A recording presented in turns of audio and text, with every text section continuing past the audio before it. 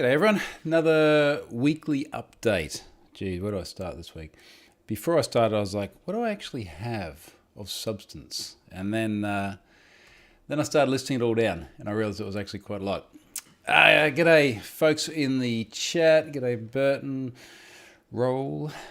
Let's just go with Raven. Last name Raven, epic. Burton, how's the book going?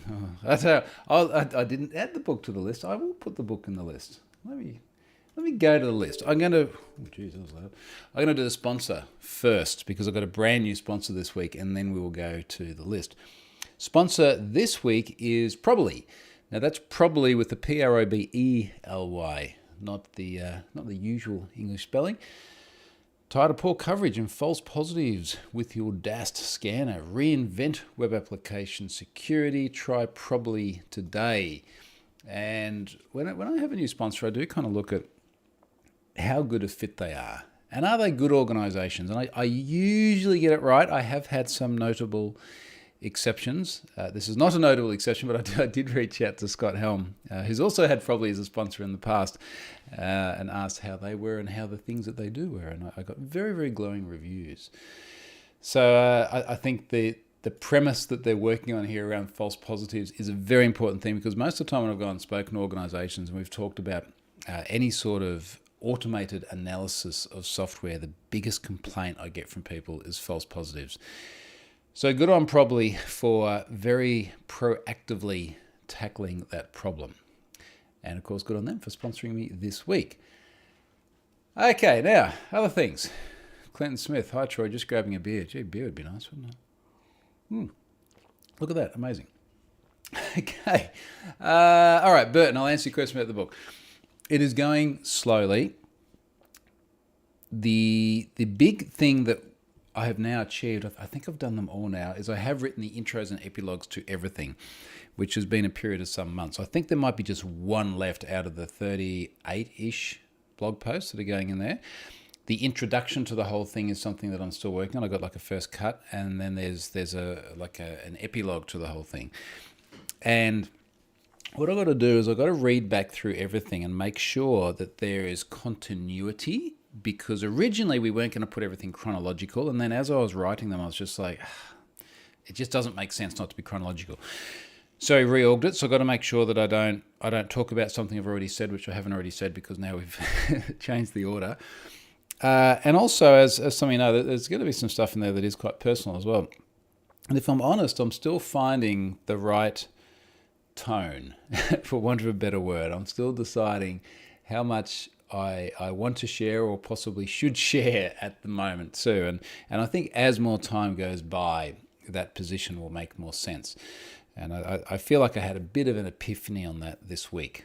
But in fact, I had a bit of an epiphany even just today, thinking about how I want to explain that in the introduction. So I think I might try and take a stab at that, maybe even over the weekend, and get us close. What I'd like to do, because we're going to do this as a sort of a staged release, and we are going to do like a V0.1 release, we might even look at, can we do like a single episode, if you want, like a single blog post with an intro and epilogue, and put that out there, seek some feedback from people, and then use that to sort of, modify a bit more of it before we go on. So it is still progressing, still working through cover. We've got a proper artist doing a cover now, which is good news. I think we're pretty much set on the Pwned title. But we'll see. That the whole idea of doing it as a beta is that we get to iterate a bit, which is nice. Now, something else I actually didn't put on my list. A break have I been pwned today? It's the first time I've broken it in quite a while. Actually, I didn't break it today. I broke it 2 days ago, and I only figured out today I broke it. And it was literally one character. Someone had actually reported the plain text version of the email that comes when you sign up for notifications had effectively I'd screwed up the template, and instead of actually putting, I can't remember what it was, like the value of the email address, I was putting like a placeholder for the email address. And in my ignorance, I went and removed the $ character preceding the quoted string and just pushed it without thinking about it. Everything's fine. And then someone today was like, hey, I'm trying to sign up and I just get this error. And I'm thinking, well, obviously it's you, because it can't be my software. We've all thought this, right? Until I tried to do it myself. So, there's an error. And then I start drilling into the logs. It's like, it's a string format exception. Like, why? What on earth would cause this? And it started, I went into Raygun, which I haven't looked at for a while, if I'm honest, but went into the Raygun telemetry, and it's like, hey, this thing started 2 days ago. So, I pushed something 2 days ago. And then I went back through the commit history and worked it out. So it was a bit unfortunate, but I did still capture all the registrations. It just couldn't send the email to verify them. But there is an automated process that goes back like 3 days later, which says, you know how you signed up for that thing before and you didn't verify? Maybe you should verify. So anyway, I stuffed that up. And that's okay. I don't mind admitting it. I find as I get older, I'm more and more comfortable to admit how much I don't know and how much stuff I frankly just screw up. Now, things I haven't screwed up. I spoke at Bloomberg this week, and I just sharing this because someone did tweet it publicly. It was an internal talk, but someone tweeted it publicly, so I thought, okay, that's fine. So I am still doing a lot of talks, some of which are public, many of which are private. And what I've found is that particularly this year, particularly even in the last 6 to 8 weeks, there's actually a lot of demand for this, which is really interesting, the fact that everything has gone online, and I think everyone's just gotten used to it. And of course, I do them commercially. I do need to buy beer and jet skis and things like that.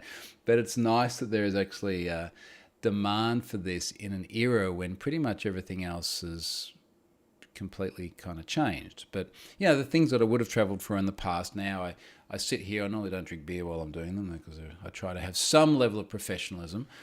But it's funny how everything has just changed. So, other things this week, and this is as I think I said in the tweet intro, this is a bit of a mixed bag. And as such, if people have questions or anything, we'll do a bit of AMA or something here. If anyone wants to ask any questions, chuck it into the live chat on YouTube at the moment. Keeping screens together without a gap. It's one of life's mysteries. So I have the ultra wide in front of me, which as I look at it goes out to about there. It is freaking huge. And then I've got a wide there and a wide there. And they are all Samsung screens which have the same height, but of course have different widths. The ultra wide is like literally the same width, the two of them put together. Now, for anyone that's ever had a multi-monitor setup, you will be familiar with getting gaps between the screens. If they're different size screens, then sure, that's always going to happen. But because these are the same vertical height, the same vertical display space, the frame on the ultra-wide is a little bigger. They should be able to line up together. Now, I've also got really good monitor arms. I've got ergotrons, which really sort of clear the desk and get everything out of the way. But the problem is that if I bump the desk, and you'll see the camera move when I do that, because the camera is still mounted to the desk as well, for the moment, then the other screens and things move too. If I have a cleaner come in once a week who cleans, if they go and wipe down the desk and they bump something, like I'm looking at these two screens over here at the moment, and there must just be like a few degrees of angle that's different, but then there's a gap down the side. Now, what's interesting is there just aren't really good solutions to this. You know what I'd do? If it was me and I was Samsung and I was building these screens, I would build the screens with little clips on the back where you could just clip the screens together. Some magical kind of, maybe it involves a rubber band or something, I don't know. But I'd design them such that they could even snap together in some way, and you could get, you're not going to get bezel free because you're going to have bezels between them, but at least everything would just line up perfectly. And when I set all this up, I was here with the spirit level, right? Adjusting everything perfectly. Do I have the angle right? Do I have the distance from the wall on that side and that side absolutely identical? And everything lined up perfectly. Now, as Ben has just said here in the comments, is this a 3D printing exercise? And actually, this is one of the best answers I've got. I could 3D print a little clip. I could get my vernier calipers out and I could measure it and I could figure out the angles and print something that would keep it together. I did in the past just have duct tape down the back. Duct tape, gaffer tape, very firm, thick tape. And in fact, boy, that's loud. In fact, one of the things that's actually really good for is that it will make sure that you don't get any light through any of the gaps as well. Because one of the things that makes it obvious here is I've got the neons like bouncing off the wall, and then they sort of reflect back through the gaps. So that's not a bad idea. The problem is it is painful as soon as you want to move anything. One of the best suggestions I got, and I think I might actually do this, is Velcro. So you know how you can get like Velcro with a sticky back on each side. So I might get like a thin strip on the side of each monitor and then a thick strip, which will obviously be the hook as opposed to the loop side, and then put that, maybe get like Charlotte to hold it into place perfectly, and then I just run the Velcro strip down the back and hold everything in place after I line it all up. So I think that should hopefully iron out just the little nuances there. A couple of other comments here. Ice God says, that sounds like me setting up my TV, measuring it perfectly in the center using a measuring tape. Matt, I've been out, not just measuring tape, but like laser measuring tape. So I've got one of these Bosch ones, which is really cool, and it measures it down to like, a fraction of a millimeter. And so I want that TV in just the right spot. And with these monitors, I want them to be the exact distance from the wall. And I feel like it's a good investment, right? Because hopefully you do it once, and if everything stays there in place, it's okay. Okay, other comments here. Matthew says, hi from the Gold Coast. Lucky you, being on the Gold Coast. Any advice for secondary kids studying, training, pathways, TAFE versus uni? So this is one of the things that's in my book as well. So my story was that I went to university on the Gold Coast and I did computer science. And I was never that enamored with computer science per se. I wanted to learn web development. So this was 95 when I started, which I appreciate dates myself. But it's important because in 95, there really wasn't a lot of web development happening. It was very, very early days. And ultimately, I ended up self-learning and ultimately ended up dropping out of university. Now, do I regret university? Well, no, because that gave me something to do while I figured out what I wanted to do. And I think that in many ways it's the same now, where it's like, look, this is something that might get you on the right path. TAFE, similar sort of thing in terms of it gives you something to focus on. It does give you some education. I really didn't learn much of use at university, but I think I drank a lot of beer, had some fun. What I think is different these days to 26 years ago, is that we do have so much content online. And very often when people ask me about entering this field, I sort of say, look, well, there's a huge amount of stuff you can learn online. So for example, people that are working in another technical field, maybe as developers, and they want to start doing InfoSec, well, go and do all the Pluralsight CEH training and go and get your CEH, your Certified Ethical Hacker. And some people are critical that doesn't go far enough, but it is a massive foundational start. And that might be the thing that gets you on track to do the other thing. The other stuff that I think is really good now is that you can go to Stack Overflow and learn a lot. You can go to Stack Overflow and contribute a lot. You can go to open source projects and contribute. You can engage in forums. You can attend user groups. There are a lot of user groups online now. So you can get very involved in the community at absolutely no cost other than your time. So for me, like if it was my son asking me this now, I'd go, look, start all of that and then maybe do the university thing at the same time. And when you're clear of your path forward, then you can follow that path. I hope that helps. And if you're interested, I did actually write a blog post called Careers in Cybersecurity or something to that effect. So you can try Googling that. George is in Johannesburg, chilly there, probably much warmer over here. What is it? It's 19 degrees here at the moment. It is winter in just over a week, but the sun is starting to go down now. It's still very much t-shirt weather here every day. And even in the middle of winter, it's t-shirt weather here during the day. And the water's still actually quite warm. The water's about 24 degrees or something at the moment. So it's actually still really nice in the ocean as well. Stephen says, found some great vids about InfoSec by this Aussie guy who at one point had his son use some tools to show some vulnerabilities. I don't know who that is. Wonder what became of him. I don't know. He doesn't get out much anymore. I know that much. Other things this week. Hive. So my Hive domain, traffic is down 39% month on month, which is fantastic. I've never been so happy to have a website fail. So those of you who may not remember, Hive was the domain, or the service rather, that used to allow people to put JavaScript-based crypto miners in other people's browsers, which was just all kinds of levels of shit. And someone gifted that to me last year, and I started popping JavaScript windows on every site that embedded it a couple of months ago with the hope of people then seeing that, whether they be end users or site operators, and deciding to remove the coin Hive. So the measure of success for me with this initiative is for the traffic to go down to zero. Now, it'll never ultimately go down to zero, but a 39% decline on the 100-something thousand hits a day that the site was getting, I think is actually pretty solid. So hopefully that will continue to decline very rapidly. And what I'm going to do, I just put a reminder in my calendar, so every month I'm going to just update those stats, and it would be nice to see each month just continuing to decline at very large numbers like that. Now here's another interesting one. In fact, I only realised this because I was listening to the Risky Biz podcast this week. And if you are looking for a good podcast, Risky Biz is fantastic, run by Patrick Gray, who lives not too far down that way from me. And this is just a fantastic InfoSec podcast with loads and loads of good, useful news, a lot of things that I missed from the online things. And one of the things I missed was this story about Wheelie Info. Now, just to recap on the business model of Wheelie Info, maybe I'll just explain the term that was used here. Have I been, because I'll find the reference to Have I Been Pwned.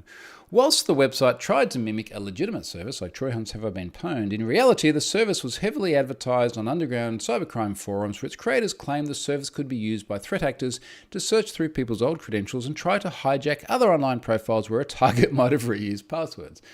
So I've heard it referred to many times as the shady version of Have I Been Pwned. Now, Wheelie Info wasn't the first to do this. There was Leaked Source before that. They got taken down a couple of years earlier. Wheelie Info got taken down early last year from memory. Turned out there was one guy in the Netherlands and one guy in Ireland running this together, and a third unidentified person apparently. The person who has now been sentenced, because he's ultimately gone to jail, is a 23-year-old, 23 now. So when it got shut down, he was at least 20 or 22 at most, 22, 21. When he started that service, he was probably a teenager. And one of the things, and I appreciate this is just massively generalizing, but it's also right, is that every time I see people like trading in stolen data or standing up services like this, and particularly when I see that like really brash bravado, it's always young guys. Now they're either legally children, 15, 16, 17 years old, or young, still teenagers or early 20s. It is extraordinarily rare to see people fall out of that demographic. I can't remember the last time I saw someone who was 30 years old, for example, trying on this kind of crap. So anyway, Wheelie Info, the operators of this did get caught. And again, like the whole modus operandi here was to sell the stolen data in, if maybe its entirety is not the right word to use, but multiple pieces of PII for the express purpose of abusing the people in the data breach. Now, this is a really uncomfortable thing because you get into charges around things like trading in stolen identity data, inevitably the intent of what they intended to do with this, particularly when you start advertising on criminal underground forums, your intent is not real positive. So they got shut down, and this story here was just about the guy being sentenced. One of the three operators of Wheelie Info, a website that sold access to hacked databases, was sentenced today in the Netherlands to 2 years in prison with 1 year suspended. So he only has to go into prison for 1 year, which sounds absolutely terrible. Now, what's interesting in here is as we go down, there's some chat logs here. Subpoena orders used by law enforcement agencies to obtain information from service providers about their customers. According to the conversation, so the Fed subpoenaed WhatsApp messages. Oh, no, hang on. Let me rephrase this. Days before their arrest, the two also exchanged WhatsApp messages about receiving a subpoena order from the FBI. Now, what's not clear here is how the WhatsApp messages were obtained, because WhatsApp does have end-to-end encryption. So if I was to hazard a guess, I would say that there was a device which was obtained, seized. It's interesting. That I would like to see. I'd like to see a little bit more info on where that actually came from. Anyway, let's go on. This is what's in WhatsApp. This also gives you an indication of the level of maturity of these guys. So here's the chat. I am going to have to censor a little bit of this. We got a subpoena from the FBI. As long as we cooperate, they won't fuck with us. They don't, or they think we're legit. Stupid N-word. Someone else here then replies, lol. Original guy replies, wow, last time it was just a letter saying we can't do shit. This time it's an actual order from the FBI. This shit is seated. Other person, WTF. Well, we can't sign anyway. Just send them the shit they requested. Be done with it. If we just cooperate, they shouldn't bother. Original guy. Yeah, RIP the kids who think we actually delete accounts. I just marked them deleted. Phone number, lol. So, I shouldn't even laugh at this.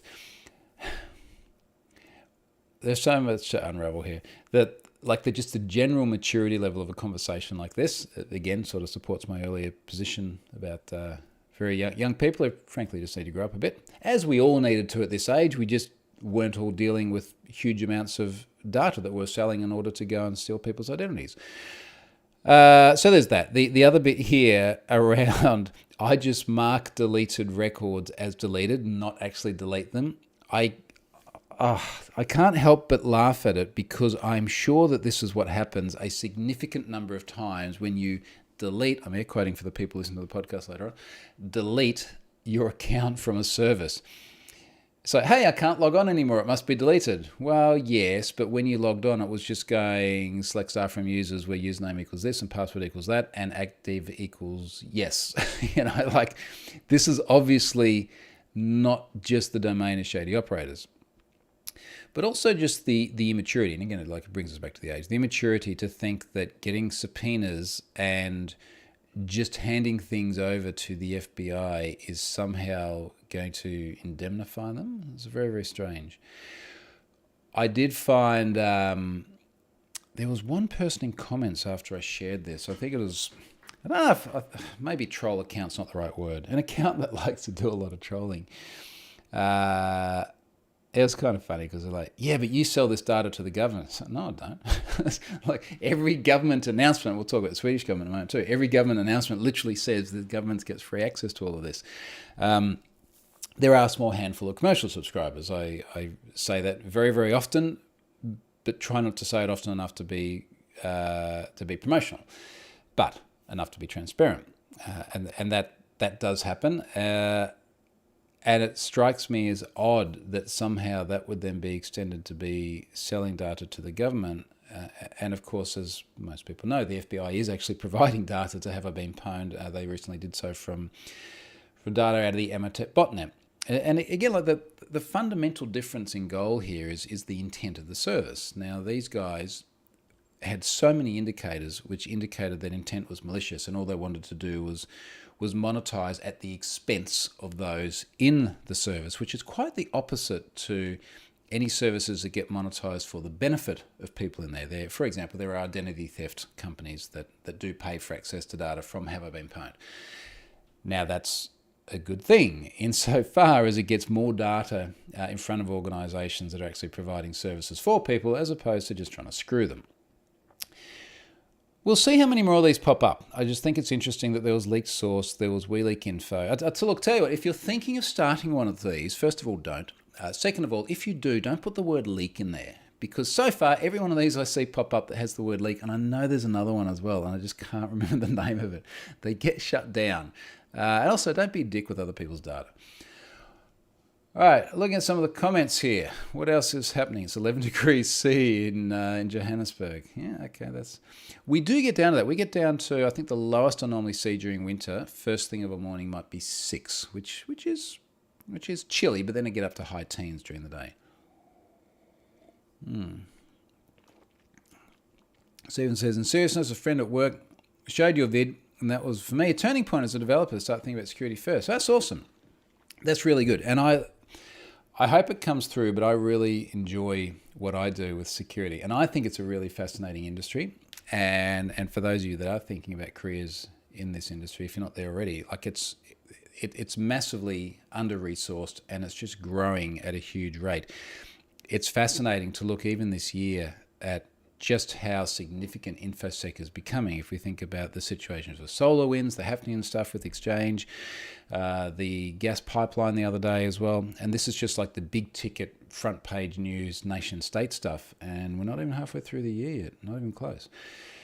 So it is becoming a massive area that's getting a lot more focus. And I think things like the directives that Biden has now passed in the US as well, forcing organizations to put more effort into this, are going to be just even more of a boon for the industry. So it is a great time and a great place to be. And it is such a fascinating place. I love the fact that every day I get up and I've got no idea what I'm going to see. It's like something overnight, and they're regularly, many, many times throughout the course of a year, I'll get up in the morning, I'll go, holy shit, I never expected to see that happen. That's way out there. And that keeps it super, super, super interesting. AK Tech says, hey mate, did you add the Ubiquity breach to your website? Well, no, because I don't have it. If I did have it, yes, I would. So there's a big difference between someone suffering a data breach and then going into have I been pwned. Now, I would like to get as much data as I possibly could into have I been pwned. Now, there's a whole other story about the massive backlog I have that I'm slowly working through both. The other thing is, as far as the Ubiquity situation goes, we have seen them disclose an incident. Frankly, not do a very good job of disclosing it, but I've been pretty blunt about how I feel about that in the past. But we have not seen any data circulating. We have not seen anyone either attempting to sell it. I certainly haven't seen anyone attempting to sell it. We certainly haven't seen it floating around through the usual circles. But hey, if you find it, let me know. Send it over and I'll add it. Other things are happening here. Check out the Hackable You podcast as well. I haven't seen that one, but the other one that I'd add here is Darknet Diaries. Darknet Diaries is sensational. I do actually donate money to that each month via Patreon, which is just, it's one of the very, very few things that I make regular donations to, but it's just so cool. And Jack does a really good job of turning InfoSec into interesting stories. And I've been on the show, I think once or twice before, and it was very enjoyable. He's a super nice guy. And I pinged him the other day and said, what I really love about the show is that my kids, in fact, both my kids enjoy listening to it. And they had an episode recently about a girl who's a physical penetration tester. So she's like literally there breaking into buildings. This episode was called Jenny. And I listened to the whole thing with my son when we're in the car doing school runs and so on. And we get in the car and he'd say, hey, Dad, can we listen to Darknet Diaries? Which is really good. I love seeing that enthusiasm from kids. So if you haven't listened to Darknet Diaries, I love it just as much more than my kids. And it's really, really good. So give that one a go as well. Abe says, freezing in central Queensland is anything in single figures. Now, there are, of course, parts of Queensland that do get below zero. If we go due west here and we get into mountains, it gets freezing. Next month, Charlotte and I are going away for a few days to a spot up in the mountains. In fact, we went there, I think, September last year. It was our first post-COVID trip. I mean, okay, post is not a good word, but first trip since the whole thing happened. And that's up in the mountains, Australia's highest non-alpine resort. That's their claim to fame. So we're going to be there next month, which is proper winter there, and I'm sure it's going to be very, very chilly. You will see many photos from there, as I posted back in September as well. More comments here with support for Darknet Diaries. So very good. I think what's super cool about that is that Jack has obviously just bankrolled this himself, stood it up out of nowhere. He's got a passion for it, and it's just become really, really popular. And I think all of us just like seeing someone follow their dream and do a good job of it. Another one is an interesting one today. So let me actually do this a little bit opposite to what I've got on my list here. I loaded a data breach today called IIM Jobs. Was it IIM Jobs? Let me see the tweet. And of course, after I tweeted this, I realized I had a typo in the tweet, which of course I can't change because Twitter.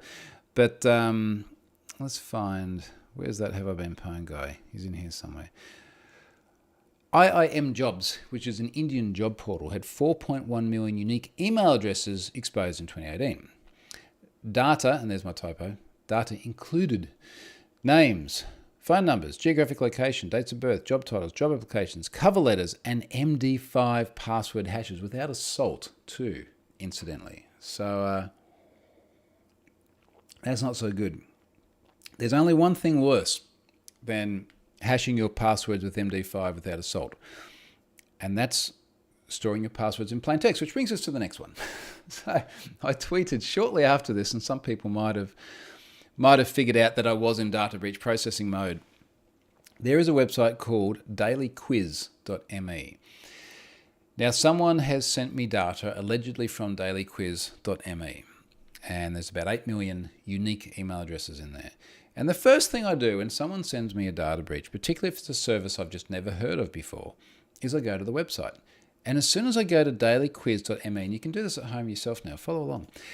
As soon as I go there, there's this little modal that pops up and it says, and I'm going to read this precisely, I'm not going to get any of the words wrong. Here's what it says. Due to optional security breach, your password might have been exposed and we encourage you to update it. What the fuck is an optional security breach? How do you have an option? How do you opt out if it's optional? That's what I want to know. So, we've been breached. Would you like to be in it? Yes or no? So anyway, they've had an optional security breach. The reason the passwords might have been exposed is that there are about 12 million rows with plain text passwords. Actually, I wonder if that import over here into Pwned passwords finished. It did. 12,866,799 rows worth of plain text passwords. It's 2021, people. Seriously. If this was 2011, we'd still look at this and go, wow, plain text. So anyway, at least the breach is optional. So maybe if you're in there, you're not in there. I don't know if that's how optional breaches work. But anyway. Jared says the breach was optional, but the hackers opted in. I think that's actually a fairly reasonable explanation of it. So stay tuned for that and Have I Been Pwned. As soon as the last bit of processing from IIM jobs finishes, which according to my script here is actually just finished, we can go through and start loading that. So I'll try and get that out probably within the next couple of hours. I've already done all the legwork. I just got to push buttons from now. Beyond that, there is just a constant backlog of additional data breaches that I'm still working through. And as I've said last week, actually, I do need to find ways of processing that better. And I do have ideas about that, but some of them might just take a little bit of time to put in place. Last thing I had on the list, and again, feel free to ask any questions if you want to chuck any curly ones my way as well. This week, I onboarded the Swedish Government to Have I Been Pwned. And this is great because I've almost covered all of Scandinavia. And in my mind, it's kind of like the Monopoly board where I get enough properties, then I can start putting houses on them all. I'm not quite sure if getting governments and Have I Been Pwned works quite that way, but I've almost got all of Scandinavia. Some people are arguing that Iceland isn't Scandinavia, but anyway, an extra one. It's a Nordic country. So the only one not on there is Finland. Now, that was the 16th government. I've ended up having to actually keep a list, but I've got 1, 2, 3, 4, 5, 6 other governments in the queue at the moment. So things are kind of escalating a bit quickly. And look, it's not a hard thing for me. It's mostly just a communications thing backwards and forwards. I draft up a blog post. Is this okay? What's your TLD? Your gov TLD, that is. Are there any domains outside that TLD? A really good example, Australia has .gov.au. The CSIRO, which is our scientific research body, for some reason has a non.gov.au email address, but they're a government organisation in scope of this service. So I have to add them separately because ultimately this is an allow list. So governments don't get the ability to go through and search for gmail.com. Good luck with that. That's going to time out. But they don't get to go and pick any other domain like that. It has to be domains that either fit their TLD or that I approve and load. And I set that expectation with them up front. So there's half a dozen others from different parts around the world that are in the wings here. So I think what I'm going to try and do, just to try and manage my time a bit as well, is do like one a week. And hopefully that doesn't just continue to increase the queue and actually churn through them. But it's cool. I'm very, very happy to see that. And it's it's great to be able to do something useful for governments that are usually pretty hamstrung financially. They're certainly hamstrung in terms of bureaucracy. So this is why there is no paperwork, and it's also why there is no money changing hands or things like that. It does make life very, very easy for them. All right, what else on here? Osgur says, do you provide that service without any hope of compensation from Gov? Yes. Next question. That's actually a really easy answer. So here's the backstory. And I have written about this before, and I think I've actually got some more backstory about this in my book, but I'll give you the sneak peek of it. I was in London, must have been about 4 years ago maybe, and I was doing a talk at Skills Matter, and it was for the .NET user group there. And I remember it was a massive user group. So this was just a free user group, free for them, free for me. I didn't make any money out of it. Just turn up and talk to people. And there were like 200 people there. It was packed. And I did my presentation, and then we did Q&A for ages. And someone towards the end asked a question. It was along the lines of, isn't the government always just there to screw us? Like they just want to get all up in our cybers and take advantage of us and break our encryption, and essentially said that the government is there to do nasty things to us. And I guess this was also closer to the Snowden era, for want of a better term, where we were becoming increasingly conscious of some of the nasty stuff that governments were doing.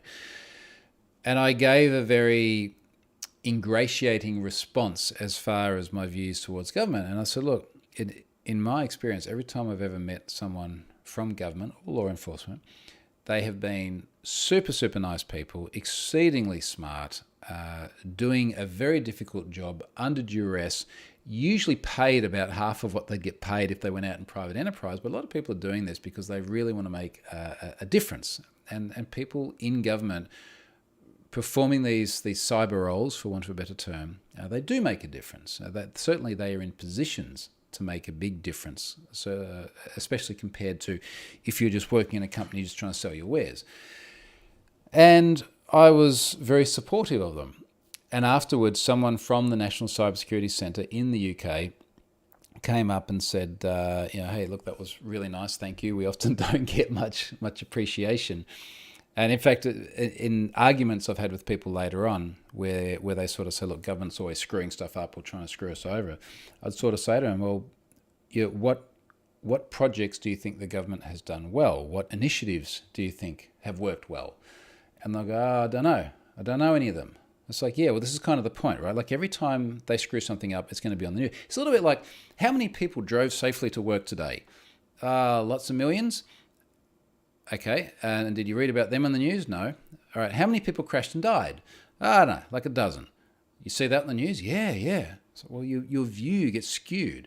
It's like shark attacks in Australia. Actually, it's bad time to say shark attacks. So we had our first shark death of 2021 only a few days ago. But it is one for 2021. And the last one, I think, was late last year. But there's usually only like 2 or 3 or something like that a year in the country. Meanwhile, thousands of people die on the road. Thousands? At least many hundreds.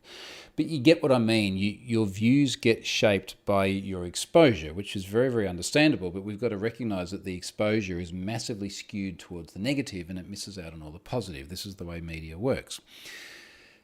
So I was very, very ingratiating. They appreciated some kind words. And we started talking about, is there a way to look at the exposure of government domains via API? Because as you can imagine, a government is a little bit like a big company. They've got so many different brands. So if we think about the UK, they would have everything from courts to parliamentary accounts through to local libraries. There's a really, really broad range of government services.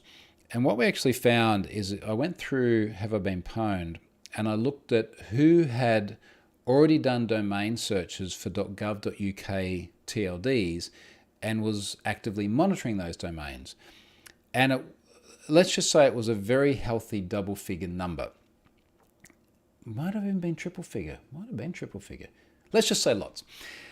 And we kind of went, well, obviously there's got to be some value here because all these people are doing this. But what's happening is you're getting all of these individuals investing their own time, doing the same thing, ultimately working for the same organisation, Boris, And they're reinvesting this effort. Plus, there's all these other departments that don't get any coverage whatsoever because they just haven't thought to go out and do it, or they can't demonstrate control of the domain or whatever else it may be. So why don't we just try and roll all of this up into one? And it doesn't really change anything for me because there's no longer individuals doing a domain search. It's just like now a consolidated government entity. And it makes things much better for you because you get a broader oversight of the whole thing. And that's where it all started. And during that discussion, the contact I have at the NCSC sort of indicated that paperwork is not a strength in government. Expeditious paperwork is not a strength in government. And I kind of went, well, why don't we just not have paperwork? Let's just do it via email. Would you like access to this? Yes. The only thing I wanted is I wanted to make sure that I could talk about it publicly because I wanted the transparency. Because the last thing I want is someone learning of this and then saying, Troy's given them a government backdoor. It's like, well, no, it's their own data anyway. It's not a government backdoor. So that's the only caveat with all of these. I've got to be able to write something publicly announcing it so that nobody ever turns around and goes, Troy's doing something that they haven't told us about. All right, let's look at some of the other comments here. Jared says, if you think governments are hamstrung, you should see how local government handle their data. TLDR only slightly better than a home NAS. But, to the same effect, having spent 14 years in one of the world's largest companies, Pfizer, and seeing some of the shit people used to do there, they had the deepest of deep pockets and the difficulty of getting even small amounts of money to do simple things. Even these days, non-Pfizer related story, the number of times people say to me, I would like to use an API key for Have I Been Pwned. You can purchase an API key for $3.50 a month. And the reason it's $3.50 is that it's a combination of covering costs and posing just enough barrier to keep the bad guys out because they generally don't like to hand over their credit cards. And also it is a negligible amount of money. I don't think I could buy half a decent beer for $3.50. I could buy a latte for $3.50. And the number of times people say to me, can you either invoice us? No, I'm not going to go and manually do paperwork for the sake of $3.50, for God's sake. Or can you invoice us annually because it's just so hard to go through procurement processes? And I fear that what would ultimately happen is exactly what I used to do when I was back at Pfizer, pay it yourself. But at $3.50 a month, I'm not going to feel too sad if someone does end up paying it themselves and they have to miss one latte in a month. What else is in here in the comments? Kaizen 00 says, government has to handle a whole nation. It ain't easy, and people won't always agree with them. They've got to look at the bigger picture. So one of the things that was a very, very pivotal penny drop moment for me was when I went to Congress and saw a little bit behind the veneer of everything that I had seen beforehand and most people get to see without getting to look behind the doors. And what was interesting there is that governments have to work across so many different things. So often people said, "Oh, what's it like when you're there speaking to congressmen and congresswomen and they're asking questions and everything? Are they all really that stupid?" I said, "Well, what you got to remember is the people that I was talking to, and there's videos of them online, are there asking me questions about the cyber, and then they're going to leave there and they're going to go to the next hearing about the opioid epidemic. Now, that is a massive, massive change in skill set and understanding. And then they're going to go there and they're going to do a hearing around, like military funding or something like that. So these people have to be across all of these things. And the mouthpieces that you see on the TV are the ones that have to spread themselves across all of this. And they're usually not going to have a deep knowledge, certainly on multiple issues, maybe on one or two. But then they've got staffers behind that, and they're the people who go deep, and they understand it in much better detail, and then refer to my previous comments about all these people I've met having been awesome. So governments do have to look, as Kaizen 00 has said here, at a much, much bigger picture, of which this is just one little part. And this is, I guess, something that's just becoming more and more apparent to me over time. Andrew says, unfortunately, the bureaucracy, still running a lot of legacy OSs, has shown itself with the hospital in NZ getting ransomware. Yes, that has not been a good time recently. That was another piece of news there. Kaizen says, do you think that paying ransomware should be made illegal? It is in some cases, because if there are sanctions against the country of which the ransomware crews come from, it should be illegal. This is one of the things we're hoping might have a bit of impact. It would be interesting, wouldn't it? I wonder what the barriers are to actually making it illegal altogether. The problem is that historically we've even had the likes of police departments paying ransoms. And the reason they've been paying it is because it makes sense. I actually had a bit of an epiphany yesterday. It's one of these epiphanies where I remember where I was. I was in the car driving out of the shops and I was listening to Risky Biz, and I was listening to a piece on how much ransomware is really upticking and how Patrick was saying, look, we might just be getting to the point where governments need to go on the offensive a bit. And he sort of commented that the reason the ransomware model still works is because there's enough understanding that if you pay the ransom, there's a good chance you'll get your data back. And I was thinking, I wonder if what we really need, I'm trying to think of a way of doing this without being complete dicks, but I wonder if what we need is quasi-ransomware crews that are actually the good guys to go around ransoming machines, having people pay for the keys, and then not delivering. Like, basically, how do you go and destroy the reputation of ransomware crews without messing with people too much, who then have to get ransomed in order to destroy the reputation? But clearly they trade very much on brand and reputation, and maybe brand's the wrong word, but a reputation of there being a strong likelihood of getting your data back. If everyone knew that it was very unlikely you'd get your data back, people would stop paying. The ROI of running ransomware scams would go absolutely down the toilet. Wouldn't it be nice to see that happen?